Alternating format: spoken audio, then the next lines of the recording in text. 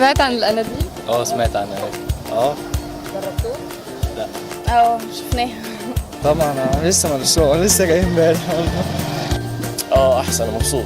بصي، هو انا شفت فيديو كده عن واحده بتقليه وشكله كان وحش قوي يعني، ما اعرفش قلته ازاي. لا اكل قنديل؟ هو بيتاكل؟ والله العظيم عشان بيتاكل. ايه ده؟ والله لو حطوا لي عليه 100 جنيه.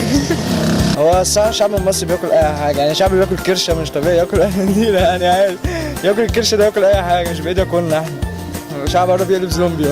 مش عارف ليه بس حاسه ممكن يكون مفيد من ناحيه الطاقه، يعني كهرباء وبتاع وبيلسع.